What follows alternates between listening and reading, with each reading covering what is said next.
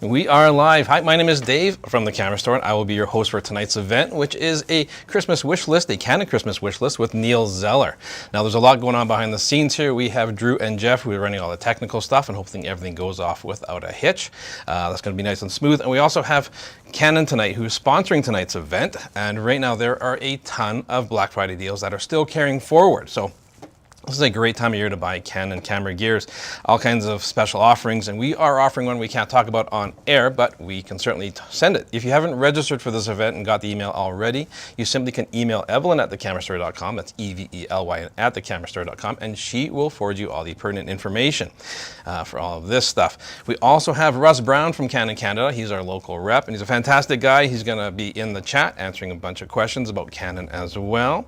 But this is the whole thing I love about live events, is the ability to interact with everybody. We do have a live chat going on. I will be monitoring that for questions, and we'll be bantering back and forth here. But if you don't want to join the chat, you can simply email me as well. It's just Dave at thecamerastore.com. It's a super simple email, and I'll watch out for that. But tonight, we are joined by a very popular photographer, Neil Zeller, who calls Calgary home, and he's been running workshops for everybody from all different kind of walks of life and skill sets, travels the globe, teaching all kinds of stuff. So we're going to talk all things Canon. Neil, thank you so much for joining us tonight. Thanks, Dave. Good to be here. Yeah, it's fantastic. So what are we in store for tonight? We got a bit of Canon gear here. We got a bit of Canon gear here. Firstly, thank you to everyone for having me, the Camera Store and Canon. It's always a pleasure to take part and maybe even give back a little bit to the store that gives so much to this industry in Calgary and Canada and beyond. So thanks very much for having me. No worries. This is great. So you are a Canon fan. I've been a Canon fan since the very beginning. I started my career over 10 years ago now. I started with a Canon XTI Rebel. I remember that. It was a compact flash phone, I think. It was a good camera to start with, and I quickly ramped up into the 5 series. The 5D Mark III was my first professional grade camera. Yeah. And I've been with them ever since. So I'm excited to share, what I think a good Christmas wish list would be from beginners to experts today, and tell everybody how much. I mean, this is the season. We are very festive. This is about as Christmassy as I get with my wardrobe. I see you brought your hat along, but we've thrown on some green background there to or it's all Christmas these times. So we have a ton of camera gear to talk about. So let's get into it. What are your Christmas wish lists? So I'm going to start from the very beginner side of things for people who are maybe just thinking about jumping from maybe phone photography up into a new mirrorless camera.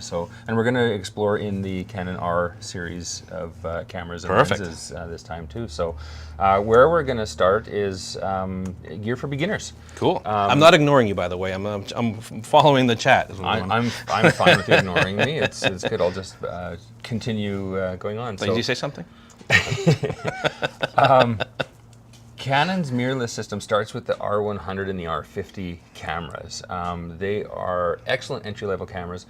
Both come in kits with an 18-45 lens. I'm going to grab one right over your shoulder there. So we have the R100 here. I have big hands. This is a little camera. But can you imagine this as your family camera? This is the one right now. I think $599 for the kit. Yeah, it's great price on this entry-level camera. You get a digital mirrorless camera for that. It's incredible. This is a wonderful camera to throw in your backpack. It has all of the features of a great sensor for low light settings. It has connectivity to your phone. You can deliver photos with the Canon app from the camera to the phone. This can capture your hikes, your people, your stories, all the things you do with your phone, but maybe a little better quality. No, 100%. I mean, this is a camera that is incredibly small. I mean, your hands don't do it justice here. Look at that. Right? But it's an incredibly small camera, and it gives you the ability to get out of auto and to play with manual and really start understanding the basic principles of photography that's going to take you through any camera that we choose here. Yeah. So jumping from the R100 is to the R50, and what this adds in this camera is the flip-out screen, as well as the touch screen on it too. So people who are used to the touch screen on phones and kind of working that way, this is a great first jump into the mirrorless. That it makes it a little more comfortable for people. Has a little quicker frame rate for the shutter speeds, and a few more little digital enhancements to it that make the camera. I mean, you kind of gloss over the articulating screen, but the articulating screen is so valuable, I find. I don't carry around like a really big, tall tripod, because most of the time when I'm using a tripod, I'm really low to the ground, close to waterfalls or streams, and having the articulating screen like this really makes life so much easier. And on an entry-level camera like that, it's pretty great to have. And the fully articulating as well. Some of the ones just pop out one way. This one you can be overhead from the hip down on the ground and 100% to shoot through the back screen. So great camera. Great for the whole family, right? So this is a camera that you don't mind the toddler running off with and taking pictures. It also fits nicely in a backpack or a purse. Yeah, I mean, this is the thing, is we're going to talk about some lenses in a bit here, but the actual imaging device, the camera itself, we can get some amazing quality images out of here. Better quality optics will certainly give us that, but if you need small, lightweight, these two entry-level cameras are brilliant. And even with the 18 to 45 lens, you can do some pretty amazing things. I've brought up some images here that are taken within that zoom level. Right. They tell your stories, right? They capture sort of everything you want when you're out and about, and make beautiful images, right? Yeah. There's no way that you can't with a good lens like that. So it's good stuff. We talk about lenses for that system too. Right? The first thing, as you progress in your beginner photo journey, you're going to start to define yourself with a specific like or genre to shoot.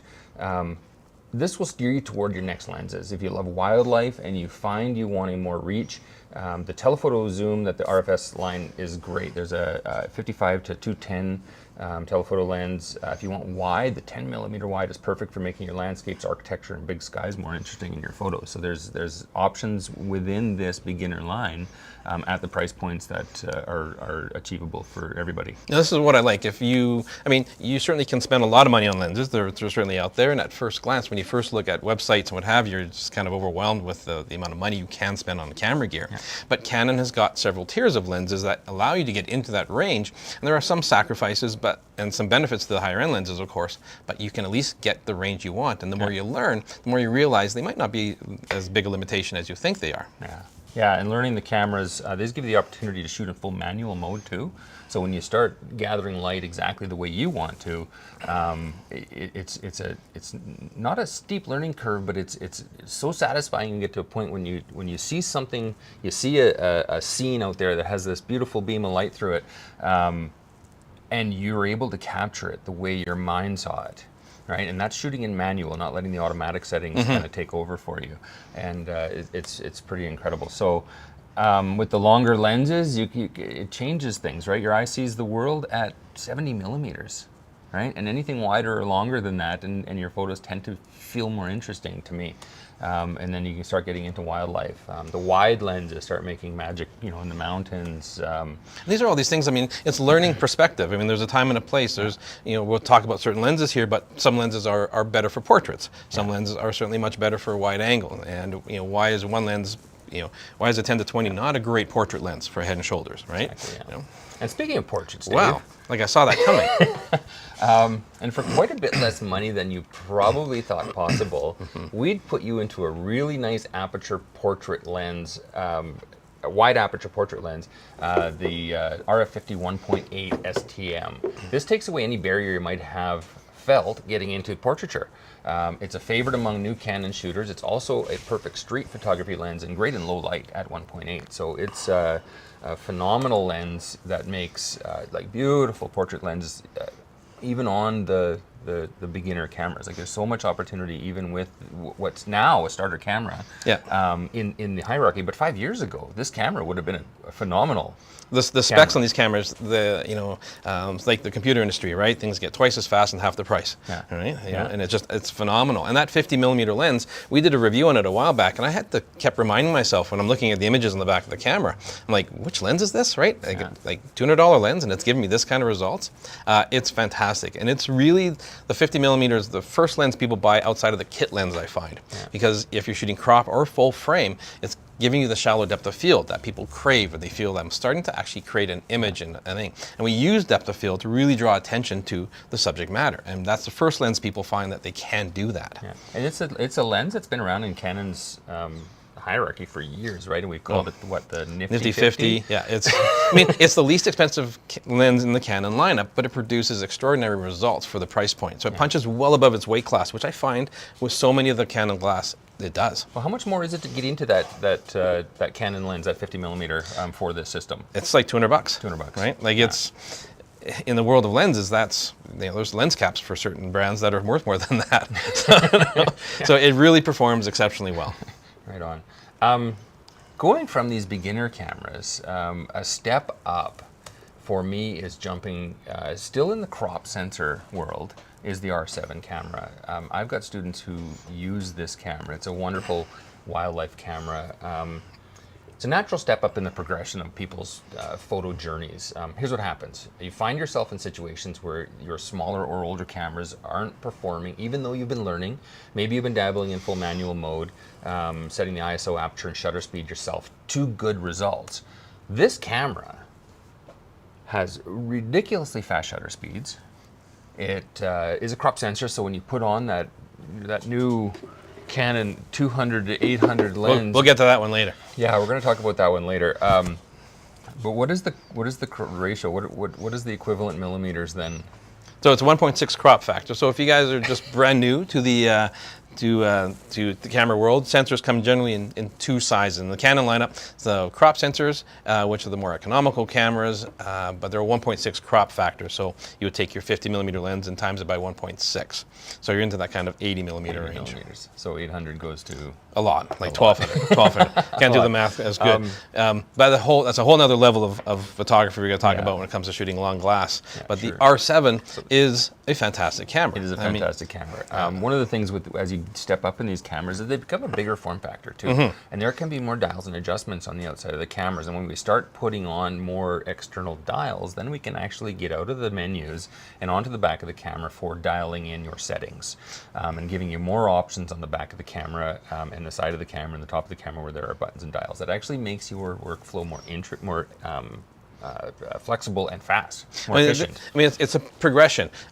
When you first get into photography, you're thrilled to look through the camera and start taking some pictures. Let the camera do more of the heavy lifting. Yeah. But as you get more used to what's going on and how to change your settings to achieve certain effects, then you want to have more and more control. And so the entry-level cameras have a little less dials, where you have dedicated dials for shutter speed, aperture, and ISO, for instance, on the R7.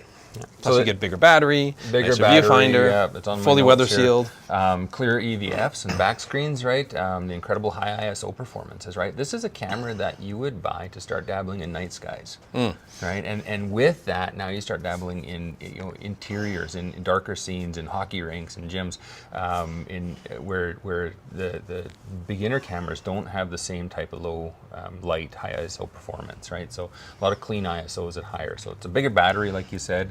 It is a 32.5 megapixel sensor in that camera.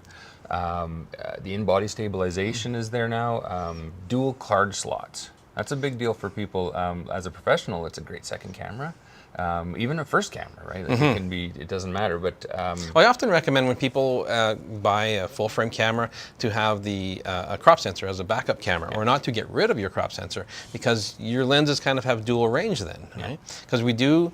As much as we get the benefit of crop sensor on the telephoto, which gives us even more reach, we get hit on the wide angle side of things as well. So our wide angles on a full frame are significantly wider than we get with the crop sensor. So it's nice to have both cams if you can do it. And the other thing with this specific camera is it's still a small form factor, right? It's still lightweight and small and still fits in regular small camera bags and purses and things, right? So you don't have to have that wheelie bag to take all your professional gear with you. But all the cameras we're talking about, up to this point, we're just dealing with crazy fast frame rates, right? If you want to shoot sports and action and birds in flight, that kind of really aggressive autofocus subjects, these cameras shoot 30 frames per second and have very aggressive autofocus systems with it. So it's making shooting these tougher and tougher subjects more accessible and easier to work with, right? So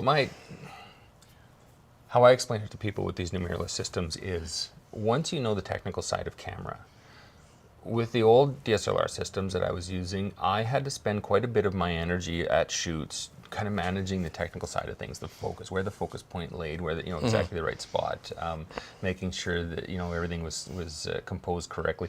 So now, though, that these focus systems are so smart and do such an amazing job, you can set the camera to choose people's eyes or animals' eyes or race cars or horses now. Like it's incredible what you can choose. And so it takes away all that technical side of it for me and gives me back the ability just to chase light, to create compositions and tell my story. I agree. It gets rid of all of that. It gets rid of all of that necessary. This specific camera is, the R7 is a perfect camera to get if you want to get better at photography and you have some specific goals. The camera is a wildlife shooter's dream. Between the eye detect focus systems and the high shutter cadence, all you have to do to make this a pro wildlife setup is add the long lens. One of the best parts of this R infrastructure is once you have those RF lenses, they come with you as you advance to bigger and better bodies as time goes by. There are entry points for everyone for these long lenses too. On the screen here, you'll see the RF 100 to 400, the 100 to 500, and I just put the 1200. Well, I was going to comment on the 1200. If you're brand new to photography and you're wondering how much can I spend on camera gear, just avoid the 1200 mil lens for now. So the RF to 100 to 400 is $829. Yeah, that is a very good entry into long lens birding wildlife photography, right? And it's a spectacular lens. It's so lightweight. You put that on that camera, and now we're talking that 400 millimeter lens was, and camera bodies in the DSLR systems used to be twice as heavy. And now they're lightweight, easy to carry. You sling them around your neck and away you go.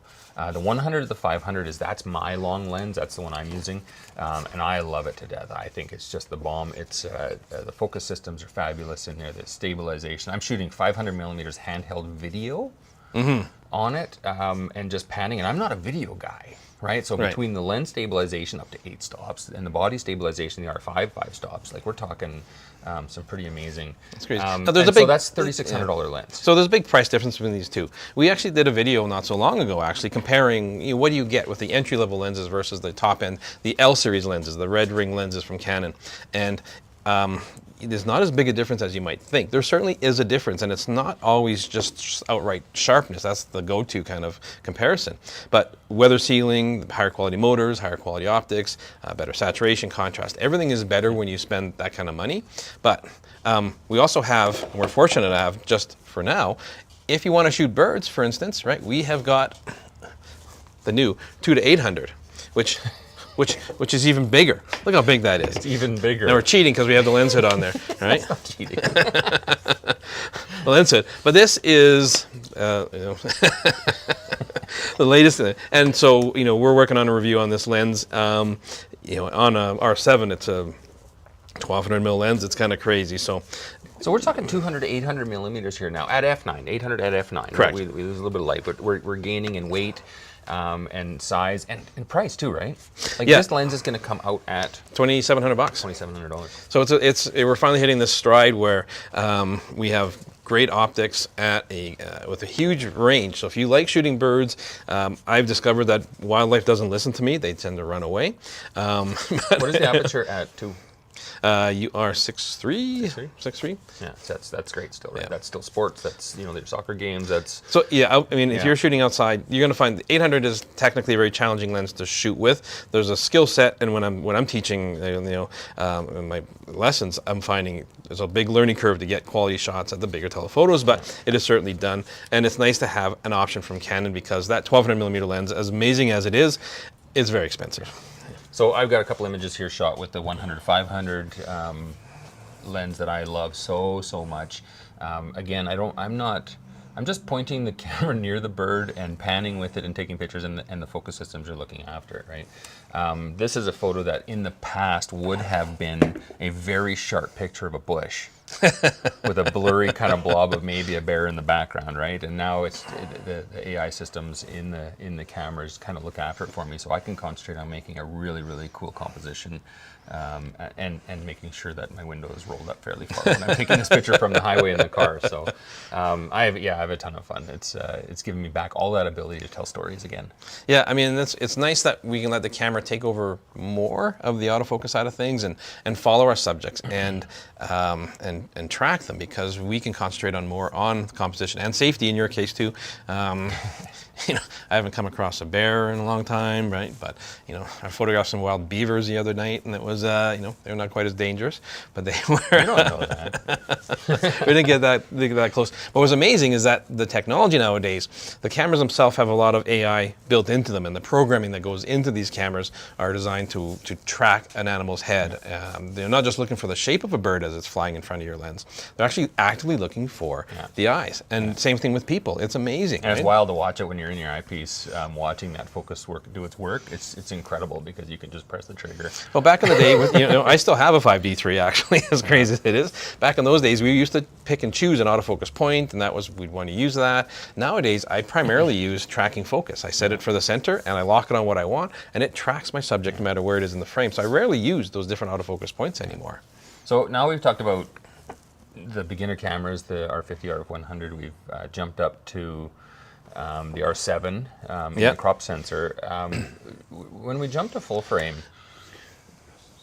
it's going to be one of the most important decisions you make in your photographic journey, if and when you should jump to full frame camera. Mm-hmm. If you work to progress long enough and improve your camera game, you're going to undoubtedly come to this crossroads. It's a pretty interesting one.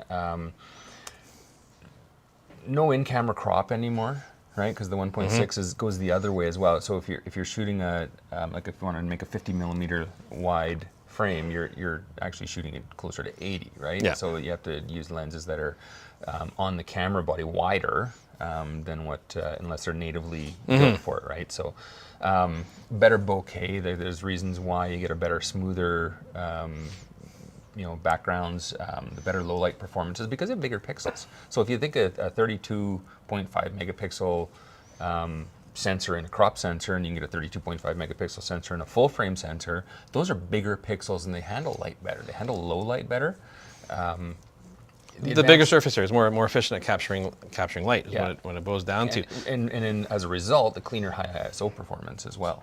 So it is a major decision, and in the past there's been a big price jump in cameras going from crop to full frame, and the crop still certainly has their benefits. If you are outside shooting wildlife and you want more reach, you certainly can get that. But the full frame is typically where people want to get themselves into eventually.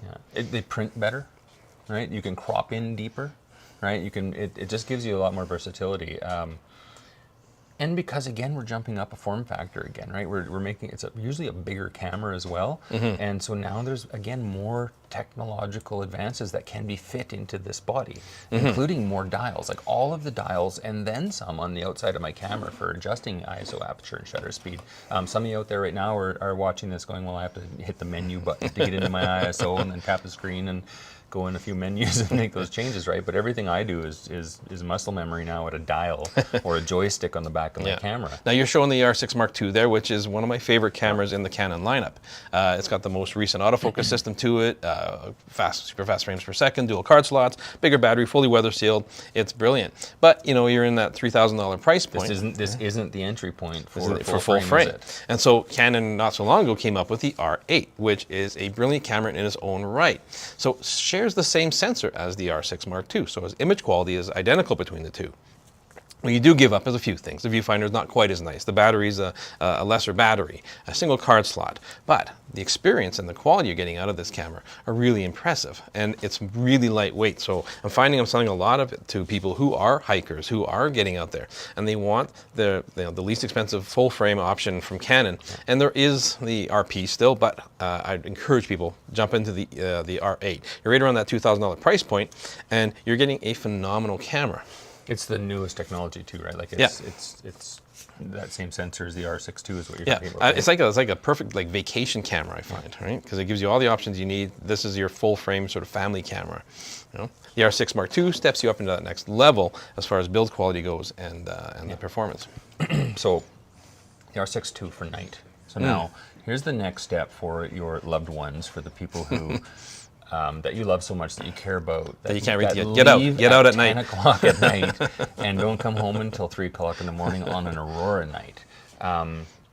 So many shooters are able to make incredible night images now because of the technology we have here. This kit here, the 15 to 35 2.8 RF lens with the R6 II, are a formidable package for the night warriors. Between the robust construction of the camera body and the lens, the weather sealing and low light performance, this camera is literally seeing in the dark, way past what your eyes can see. Right? There's a lot of questions about it. Is that by eye or is that by camera? Well, you have a camera, so it doesn't matter. Right? There's a satisfaction to night photography that comes with having a really good night camera. Add a sturdy tripod and a cabled shutter release, and you're ready to make these night images, these magical night images. Now, we've been spoiled just recently as well, right? Yeah, we're at Solar Maximum. We're coming up to it for the sun, and that's a whole nother talk that I've done in the past for Northern Lights. It's another level of geekiness if you got apps on your phone. It really is. But this, if you're really serious about taking night photography up, this is the kit. This R6 Mark II with the that 15 to 35 2.8 is so versatile. The new 15 to 35 2.8 is so clean to the corners. The stars aren't gone. You don't have any vignetting anymore to the corners. Yeah. It's just beautiful. So Milky Ways, the Northern Lights, and other, like the dynamic range of these sensors now, where you can go in and edit and gain back all of those details in the darks and bring the highlights down to match what your eye was seeing that night, and beyond. Right, so it's a fabulous system. So yeah, between the entry level full frame R8 and jumping up to the R6 Mark II. My camera, though, is one of the more senior cameras in the stable. It's the R5. So when I jumped to mirrorless, this was the body for me. I came from the 5D family, so this was pretty natural. But going from DSLR to mirrorless was interesting because It was like switching systems. Well, you are. I mean, Right? it is a big leap forward. I adapted my EF lenses, and it was great. The R5 made my EF lenses better than they were in Well, the you R5 gained system. stabilization. Gained stabilization for starters, the focus system improvements. But when I first purchased my RF lenses, it magnified that jump a lot. It was pretty magical. Astounding, actually. I mean, the original. I mean, Canon launched the ESR and then the RP, and then they were good, but it really was the R5 and R6, and particularly the R5 that really put Canon on the map when it came to their mirrorless system. Yeah, dual card slots. A ton of working pros were, they wanted that R5 Mark IV replacement into mirrorless before they jump into it, and the R5 brought that. 45 megapixels, tons of resolution, great autofocus performance, great frames per second. It was the working pros choice of cameras. Yeah, I could talk all day about this R5 system, but if you get to this point where you are coveting this one, then you already know a ton about photography and how and why and what you're shooting.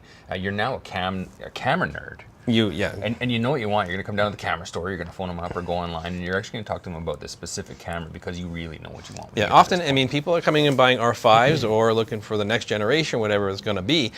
We kind of know them by name at this point because they've been coming in so much, and there's a lot of education going on and what have you to get people into this level, because it is that next level. Now, you can just come in and buy the camera, and it does have a full automatic mode to it, but you're really going to get the most out of these cameras. And I'm a fan of you if you come in and buy your first camera in R5, and I guarantee you, it's going to be a really, really, really long time before you need a new camera, right? It can be a long-term investment. Some of the, like if you start with an R100 and you get really enthusiastic about the hobby, you're probably going to upgrade. You definitely will. Right? You know, it does a great job, but there's some limitations to it that once you get to a point of creating and making some magic, you're going to upgrade. So here's the biggest reason for me for sticking with the camera system, the Canon line, all these years is durability, right? The weather sealing, the durability. I am not easy on these cameras. No, and I've seen I have an R3 here, and it has 1 million photos on the shutter. It's never been in the shop. It's got a cracked top screen. Yeah. It's got all the anything that was sticking out is bent in. I've actually taken a Dremel tool. I've taken a Dremel tool to dig out one of the buttons that got stuck. Oh, geez. It's been underwater with a lens on it, and it's looked like this. Yeah, the whole underwater thing is not recommended. It's not. No, it wasn't on purpose, Dave. I wasn't doing underwater photography. I've been on shoots where I've been caught in the rain. I've had horrible things happen, and the cameras have always survived. Yeah, I don't know if the YouTubeverse out there is cringing at this photo. I leave my cameras out at night in the winter, taking photos of the night sky. I call it set it and forget it. And this is long-lasting batteries, it's big cards, cable release, locked on, continuous shooting. 15 or 30-second photos at a time. Put a couple big cards in and just let it shoot until the battery dies or the card fills up.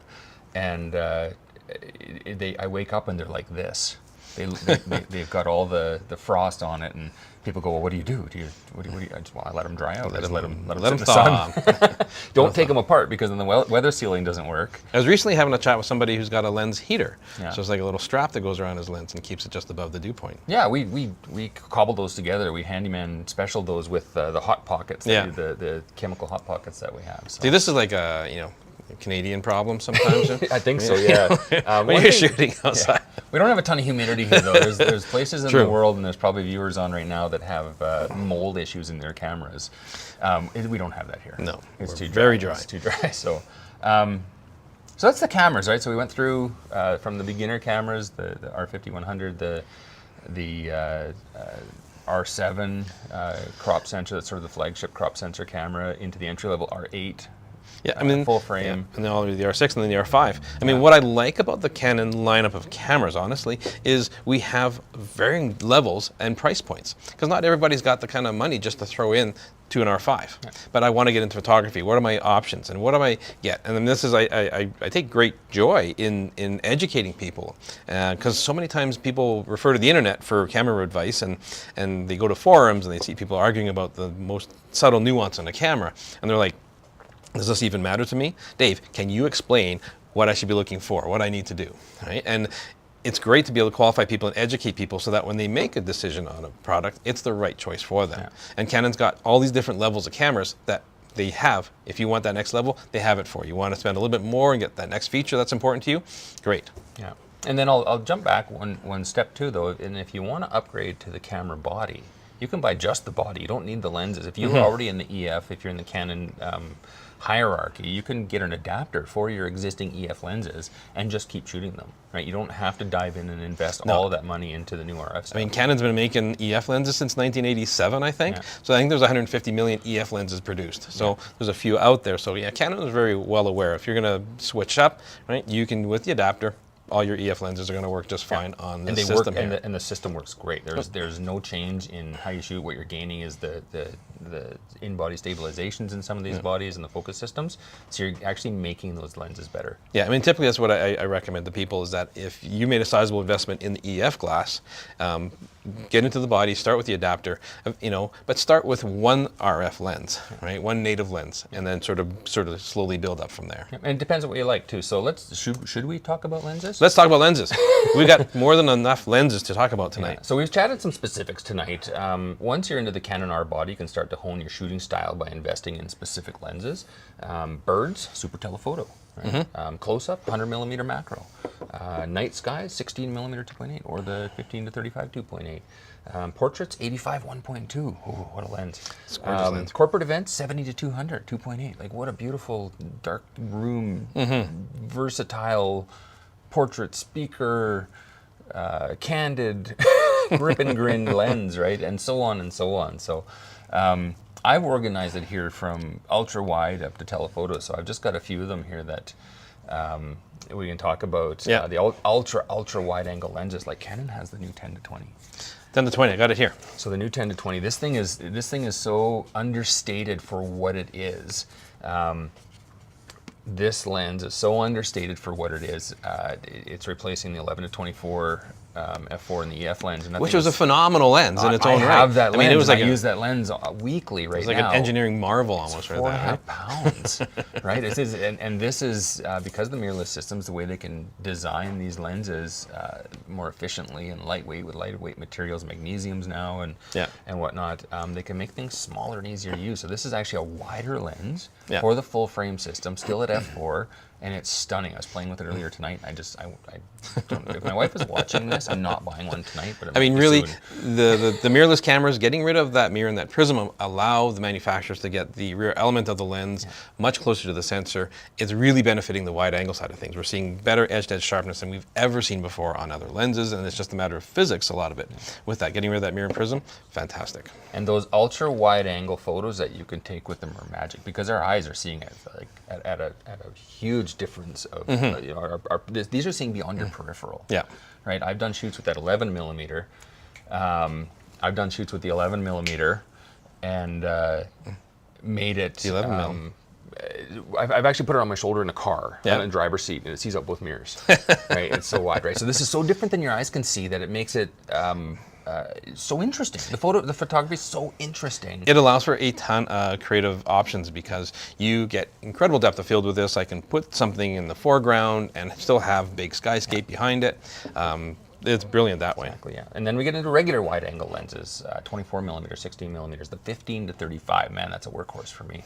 It's on my camera every single day in every type of shoot I do because it is just so strong and so durable and so versatile. Yeah, I've had a couple people, right? They had the old EF 16 to 35 version 2 or version 3, and they tried the new 1535, and they just like, I'm done. You know, it is so much better than that 1635, which was a great lens for its day. Yeah, that for 1535. technical people, the star coma at night, the vignetting that was on the old lenses. Okay, you're geeking out too much, too hard. Sorry, I'm not that guy. So yeah, the wider angle lenses give you again a ton of creativity without some of those distorted corners or angled buildings that are so angled.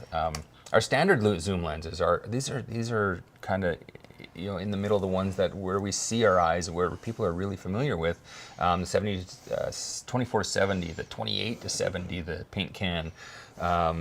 the 24 to 105, which we all have, right? As Canon shooters, we've all got a 24 to 105 kicking around. Is that it right here? Yeah, that's right there. Yeah, beautiful lens. These are the sharpest lenses in the Canon lineup, and they come with some of these camera kits that you buy, right? Yeah.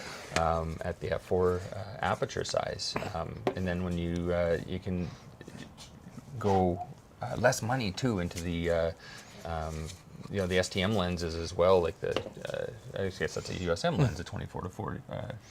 Sorry, the 24 to 240. Very walk-around lenses, as we say, right? The one you would take on walk-around on vacation. Yeah. That does a lot. It does your wide angles to a mid telephoto and. I mean, I have to admit, when we did a review on this lens not so long ago either, and the 24 to 240, to me, I was like, okay, it's it's not your L series lens, and I'm a bit of a camera snob, and I'm like, only shoot the best of everything, and that's what I expect from everything. But I was very pleasantly surprised with how good this lens was.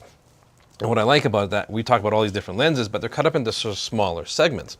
The 24 to 240 is like that perfect travel lens, because it gives you your wide angle, it gives you your telephoto. If you're not able to spend the time to get to the location you want, and you still want to get some close-up shots or what have you, I've got a great range, but it's a one body, one lens solution that is fantastic for traveling with. Yeah, and your general travel, like if you're going to get specific and go on safari, right, you're maybe going to want something a little bit longer, right? But for your general family vacations and whatnot, you just want to always have the lens on and not have to carry other ones. It's absolutely spectacular. Yeah. So, and it gives you a wide variety of the types of shots you can make too. So, the medium telephoto zooms, one of them that's a huge favorite is people who like macro photography or getting into close-ups.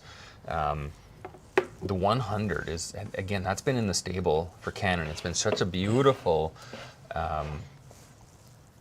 workhorse and it's a great portrait lens. It's f2.8, so it does a great job with the narrow depths of field as well. But when you can get within a few inches of your subject and start focusing, and these cameras have built-in focus stacking. Focus stacking, which is it's a really real geeky thing, geeky thing there. But it is brilliant that it is built in. It will shoot 100 photos from here to here. It will shoot 100 photos from... Slow down. You're getting a little excited there. You take that lens and shoot from here to here. It'll take 100 photos at varying focus points all the way across that range, and it's unbelievable. And then your software will piece that together. It'll stack all the sharpest part of each photo together. Sharpest part of each photo. So. Yeah. But yeah, the original 100 macro L was a very, very good lens to start with, but this one is, because it's mirrorless, there's added advantages. It's actually 1.4 times life size, which is brilliant, so you can get amazing quality shots out of this if you are into that macro. And winter's coming, so macro season is coming. That's what I say. So telephoto zooms now too, right? So I shoot a lot of landscapes at 500 millimeters. Another technical term is lens compression. And it sounds like counterintuitive. You think landscape going wide, right? So I'm zooming in on the layers in the mountains. The sunset with the trees in front that are 10 kilometers away. You can compress the road that's going away. It just makes it. It takes that little beam of light that stopped you in your tracks, and you go and take a picture with your phone, and you're like, it didn't work out, right? But with the 500 millimeter lens, you can go and actually grab that piece of light only, right? And really kind of wow yourself and others when you show these photos as to what you can see. It's also my birding lens, right? I was so happy to get a photo. People would say, this is baited, right? This is not baited. I don't bait. I host owl tours, and we don't bait. We don't do any of that. We end up just kind of showing up, right? There were 4 of these owls flying around. One was sitting in the ditch eating something. Right. And I turned my camera on video. It's like the R5 has that red button on top that goes straight to video, right? Now, we haven't talked about video yet. We will in a little bit. I'm a still shooter. So this bird was standing in the ditch, and he just picked up and flew at me, and I was shooting video, and I swore. I went, oh! And you can imagine what I said. And cameras aren't voice activated, by the way. You're okay. I talked about muscle memory and where the dials and buttons are and everything, right? And in that moment when it picked up and flew at me, I flipped it back from video, and immediately it was back to my settings and shooting stills. And I held down that trigger, and the eye focus worked, and I got about 25 shots of this bird coming at me and making a right turn and going away. And it was just one of the most spectacular moments I've ever had in my life. And I've had maybe 2 other opportunities where a owl has flown right at me like that, And in both cases, I wasn't ready for it, or my gear wasn't ready for it. Yeah. And in this last year, just 2 Novembers ago now, 1 year ago, I got the opportunity, and I was ready for it, and so was the gear. So I couldn't be happier about it. Now, we really start talking about getting serious about. This is your serious enthusiast to your serious professional that are buying a 600 millimeter f4. Yeah, I mean that's it's worth way more than my car, and the that's the nature of it. That's just how optics are. And but there's nothing that looks like a 400 2.8 lens. I mean, that is stunningly good, but. You're talking about just holding it, looking at it, not even just the photo. No, it's a work of art. But it's the image quality out of that 400 2.8, the depth of field you get from it. Nothing looks like a 400 2.8, and it looks spectacular. But not all of us can afford that kind of lens because it is a pricey lens. But we do have options, right? Yeah, we have options, and we can go from the 600 f11, 800 f11, these small, lightweight, inexpensive, long lenses that work really well. To like a 600 f4. Like when you go from 600 f11 to f4, it's about 1 billion times more light, isn't it? It's substantially more light, and that makes a big difference when you're shooting. Let's talk about the price difference really quick on this 800 millimeter f11 lens for the RF system costs about $1,200. $1,200. The 600 f4. Are we talking $21,000? I think we're shy of that. But shy of that a little bit. I think we're 18,000. Yeah, so there's a big difference. But I'll tell you what, once you've gotten to a point in your bird or wildlife photography that you end up kind of maxing out your technical abilities, there's one way to improve and make better photos. Yeah. It's buy better gear. Yeah. And that's why I think like this lens is going to be a killer lens. We're going to put it there. This lens is going to be a killer lens for Canon because it puts this massive reach into the hands of the masses. That's affordable. That's not going to break the budget. It's not a 5-digit lens. It's low 4 digits, right? So it's and it's Canon's good zoom focus. Like it's got all the good hardware inside, the stabilization in lens. And we need that when it comes to shooting big telephotos, the technical side of things. I encourage people when I'm teaching them, practice. Don't go out and try and shoot a bird the first day because there's so much more technical to it, right? See if you can get a sharp picture of your backyard somewhere in your backyard, right? And see what you can get away with shutter speed wise. Yeah, I've been at it for 10 years now shooting birds, and I'm finally starting to get good at it. So when I teach, I tell people like, don't base your own self-worth in photography on your bird pictures. Because it's a defeating purpose, right? It's a defeating situation. It's a 1 in 2,000, right? Every 2,000 photos you take, which doesn't take very long at 20 frames a second, you get one that you're okay with, right? And then over time you get better and better at it, and you start understanding how fast your shutter speed needs to be to make everything stable when you're handheld, these long lenses. Like I took a photo probably 20 kilometers away at the top of the mountain. This is Mount Yamnuska, I believe. Taken from like the highway, a long way away, right? And just be able to pick out these people on top. So it's crazy that you can do that, but when you're talking about this kind of focal length, we are looking at environmental factors as well. Haze in the air, smoke in the air, all these things really come into play. So it's challenging, and that's why what I love about photography is that every genre has a thing, its own technical challenges. Shooting birds in flight, if they are within a decent distance, that's great. But if you're into shooting planes, planes are typically a lot further away than the birds that you're shooting, right? And they're predictable. And predictable, but right, they're very hopefully they're predictable. I was swerving around too far, but you have to deal with more environmental issues when you're shooting planes than you do with birds.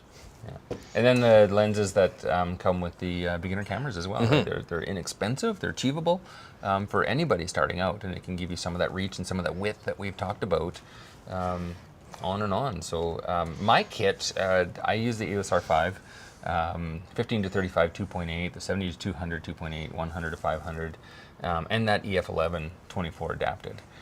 For now. Soon, this will be your new friend. Yeah, I know, right? Well, and the 200 to 800 as well. When I travel, like if I go on a safari to Africa, which I do once a year, it's the 100 to 500 and the 15 to 35. That's it. That's my whole kit. Right? For my events, I'm shooting the 70 to 200. So the 70 to 200 doesn't come out when I'm shooting animals, because you're shooting animals at a distance, and then you're shooting these wide landscapes that are beautiful. And the durability of these cameras are amazing. your likes and dislikes, your taste, your timing, your habits, your family, your vehicle, it's so many factors in your life that will inform your camera and lens purchase decisions. Let your happiness be your guide, right? Really feel what is bringing you joy and chase that. This is a shot I took with the 11mm wide, at the time the widest full frame lens in the world. Yeah. And it's a phenomenal picture, but there's a whole nother one there, and I take the 11 off and I put the 500 on because I want to see what's kind of at the sun, right? I could crop in on this image, I could in post-production, but it's going to be pretty muddy and blurry, right? But I can change lenses now because I've kind of decided that I want to do that. And the image inside that lens using all the pixels are just spectacular, right? So you go from the widest lens in the world to one of the longest, and it gives you so much satisfaction, right? So as you grow and build up your inventory, your satisfaction goes up as well. The one last thing I'll talk about before you can jump and talk a little bit about video, because I'm not a video guy, right? Don't compare yourself to others, right? Don't, right? There are so many people showing off their best stuff that you can drive yourself crazy thinking, what's the point?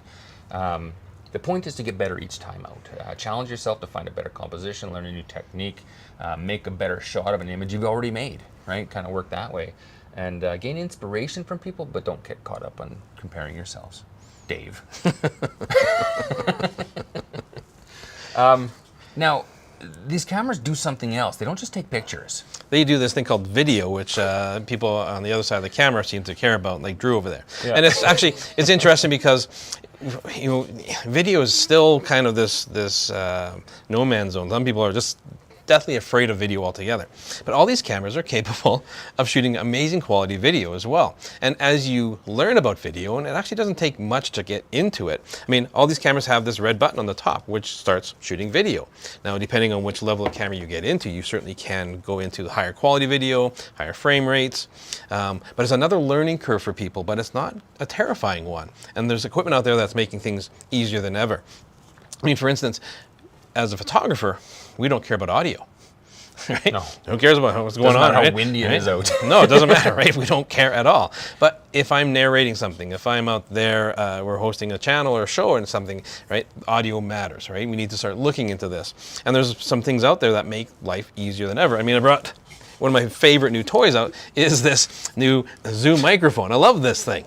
So this is a microphone that you can attach to any camera that has a microphone input, which a majority of these cameras do have.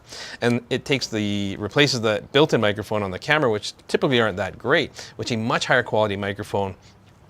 Got what they call 32-bit float technology for recording levels. It gets very geeky. Come in and talk to me about it.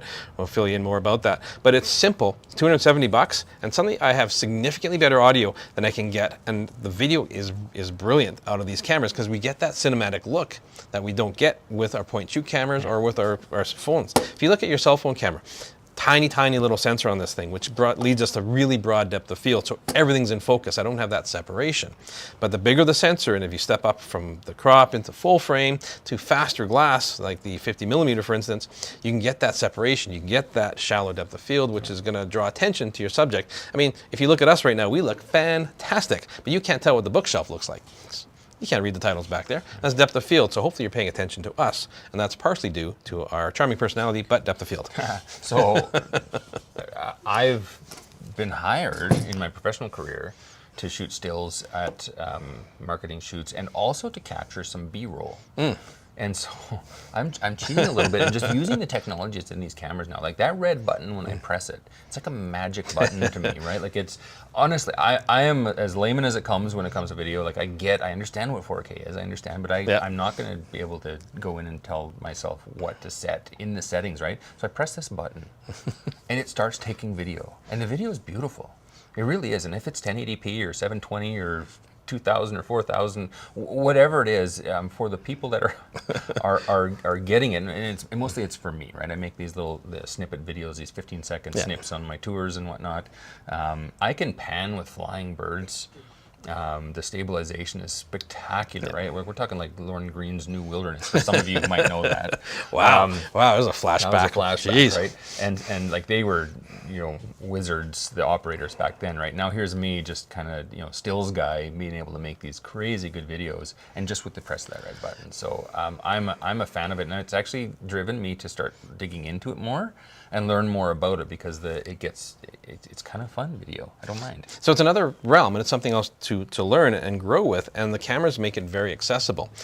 I get a lot of comments from people who are like, I don't care about video.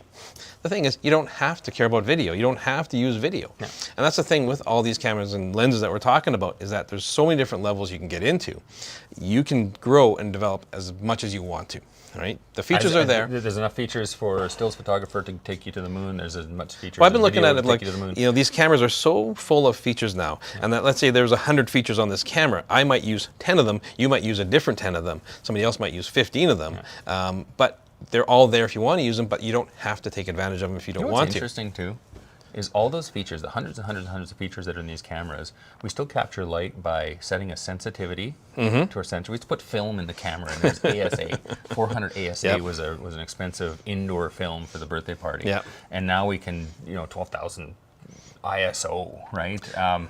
We set the shutter speed for a certain amount of time to keep the shutter open. It's no different than the pulling the thing out of the big box cameras back in the day. Yeah. And then the hole in the size of the lens. It used to be a big dial. It actually used to be plates that you shoved in that had a hole at a certain size, right? Yeah. And that hasn't changed. No, so the basic principles of photography have been around for 100 plus years. So we're still dealing with these modern cameras that are phenomenal in so many different aspects, but it's still shutter speed, aperture, and ISO. And like you, when you're teaching students, and when I'm teaching people as well, it's you got to grasp these basics, these concepts, and then your photography really starts to blossom and really starts to go. And then all the bells and whistles, being able to shoot 30 frames per second or 40 frames per second, stacking, right? or all these other techniques, right? They've always been around, but much harder to implement. Nowadays, focus stacking, we're dwelling on that. It's a very geeky thing, but it's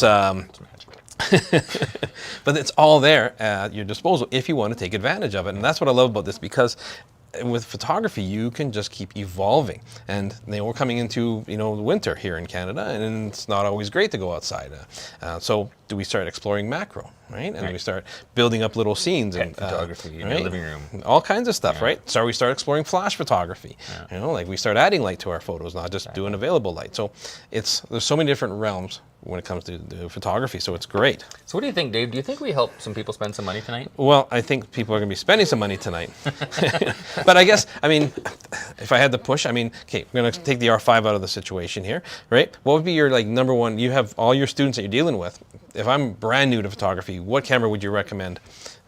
So on a reasonable budget. Here's the thing: if I'm teaching my beginner class, which I teach, I want you to get the best camera that you can afford, that you think you can afford, and then a tiny bit more, because when we're done, you're going to know what you're missing, right? People come in with an old camera, 10 or 15-year-old camera. I say, okay, you're going to miss out on a few things because we teach kind of into the technical side of things. So I love the R7. I love the R8. Mm-hmm. I love the R6 Mark II, right? If we... I would jump right into them. And if you think about how much a set of golf clubs costs, I don't know. I don't golf. Right. I think you can spend a couple $1,000 on a set of golf clubs, and not to mention the green fees and the memberships and whatnot. So if your spouse golfs, if your spouse golfs, you can use that against them. So for me, I think bird photography is the golf equivalent in photography, because you're putting yourself in places of frustration. Yes, exactly. Yeah, you're in the bush all the time. You're in the sand. Right. Nothing ever works out for you. The elements are against you. Right. So, exactly. But yeah, when you invest in these things, and it for the first little while, that's all you're going to really have to invest in, right? Like you get a wide lens, a long lens, and a camera body, and that's going to be it for a while, because you got a lot of learning to do, right? But you get the proper guidance, and you spend time in the camera store, right? They'll answer all your questions all the time. And Drew's laughing. He'll answer all your questions personally. And we'll help kind of grow this. It's a phenomenal way to have a creative outlet in a life that's maybe sometimes these days a little bit not dreary, but maybe harder, right? So these creative outlets and soul fulfilling genres that you can grab onto, especially birds. I love birds now. I'm a huge fan of birds, Dave. Well, part of I find, because I never was a really big long lens shooter, right? For the longest time, it's not really my thing. But because of our YouTube channel and being, forced to go out and shoot like 2 to 800s, and these big long lenses, I'm out there way more than I've ever been, and I'm finding the sort of the same thing, is that I'm enjoying it more and more. And it's not just one thing to sort of see a bird, but to capture a bird and an animal's personality. It's great because but it gets you out there, it gets you active, it gets you enjoying the outside. All these places, we're very lucky where we live that we have some amazing scenery close by. I mean, an hour's drive anywhere within Calgary, any direction in Calgary, is drastically different landscape. One of the best places in the world to see the Northern Lights. Yeah. There's more landmass in Canada under the Aurora Oval than anywhere else in the world. Yeah. So it's crazy. So no, we went to Whitehorse a while back, right? And I think we've seen better, better Northern Lights here in Calgary, not so long ago. Do we have any questions, Dave? It's been pretty quiet on the question front. People just want the 400 2.8. That would be nice. Brad is commenting on everything. The 100 mil macro is amazing. But I guess where would you, if you had to choose like a lens, because we've got what I find kind of amazing is the RF system 6 years ago wasn't around. So all these lenses are within the last 6 years. Yeah. If you had to choose one lens as a kind of a go-to walk-around lens, what would be your choice? I got to put you on the spot. I have a philosophy that every long lens is a wide lens. Okay, fill me in on this one. And that's because you can, if you're walking around with like a 400 millimeter lens, and you see something, a wide scene you want to take, you can shoot a panorama photo of it and then piece that together later. All right, right? So if I had to carry one lens, but I've done something different. I've got this whole belt system now. Right, so we've talked about cameras and lenses. We haven't talked about the accessories on the market because that is a whole nother thing.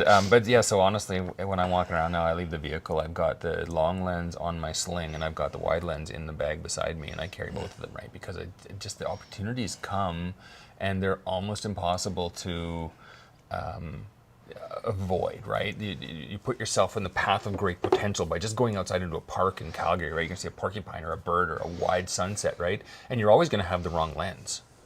Right? So that's finally, the hardest part. Finally it happened. I was at Inglewood Bird Sanctuary, and I had the right lens, and I saw a beaver.